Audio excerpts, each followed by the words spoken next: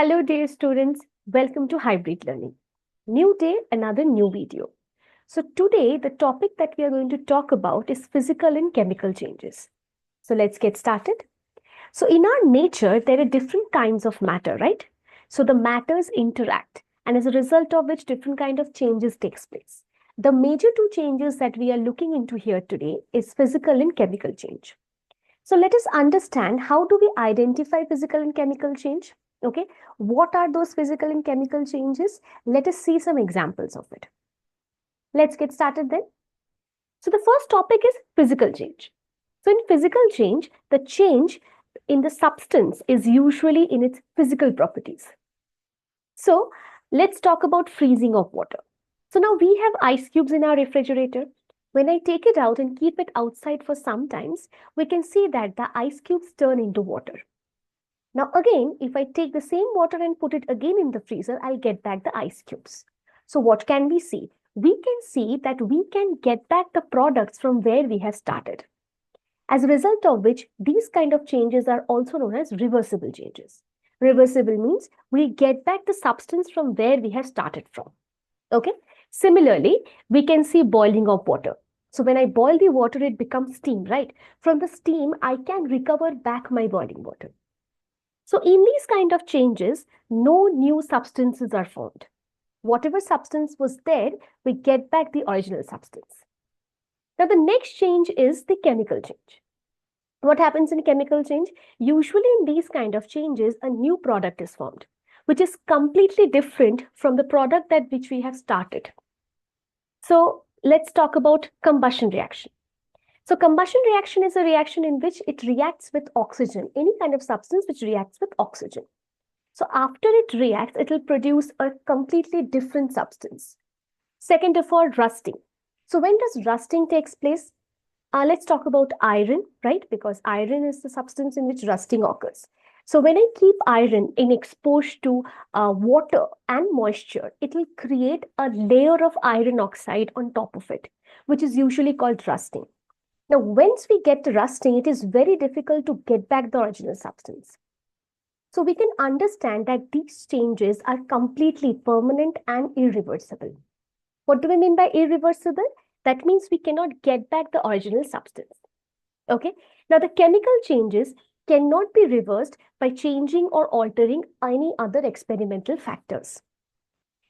Other examples can be considered as rotting.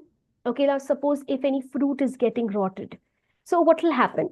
We won't get back the original fresh fruit, right? Next, if we see digestion. So once we take our food, it gets digested. So the undigested food is taken out of our body through excretion process. But once it is digested, it is already digested.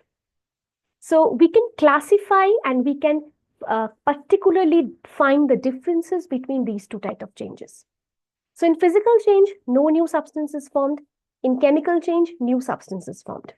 Physical change are reversible. Chemical changes are normally irreversible. In physical change, we usually may get or may not get any heat or light. Either it will be absorbed or liberated, not in all other cases. So if it is getting also, there will be very less quantity. However, in chemical change, a lot of heat or energy is involved in the process, like combustion reaction as we discussed. Next, physical changes are also known as physical reactions. Chemical changes are also known as chemical reactions. So, chemical reaction is basically very important because when two substances actually react, they form a different kind of products. As a result of which we should read more about or we should understand different kinds of chemical reactions. Now, the best way of describing any chemical reaction is a word equation.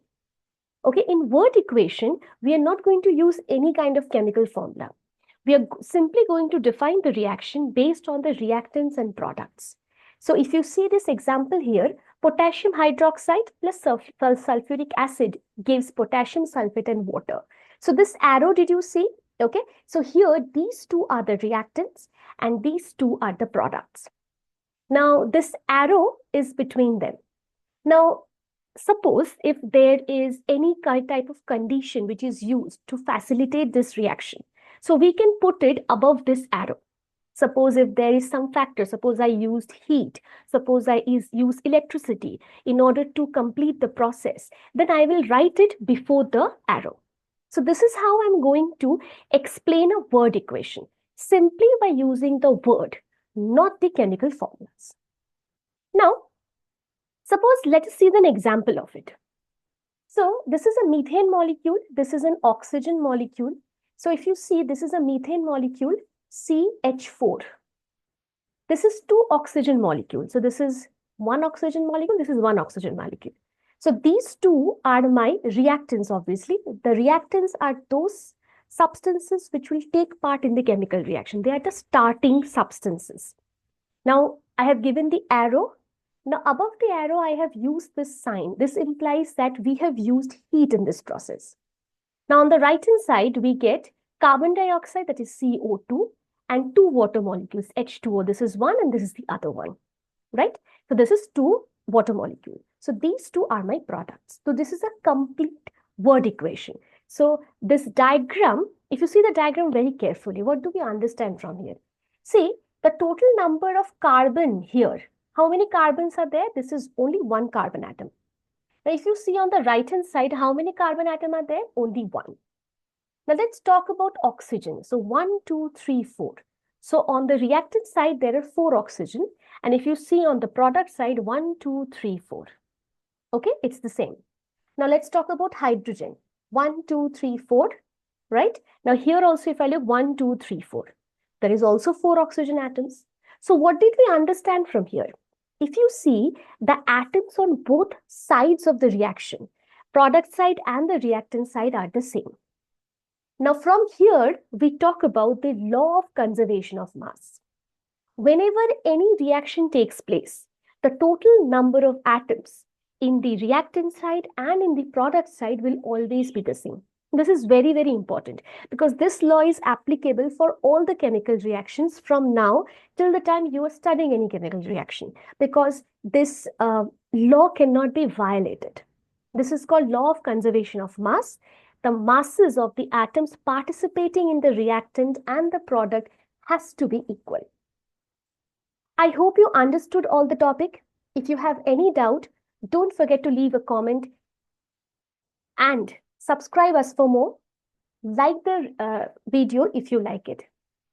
Bye bye. Take care.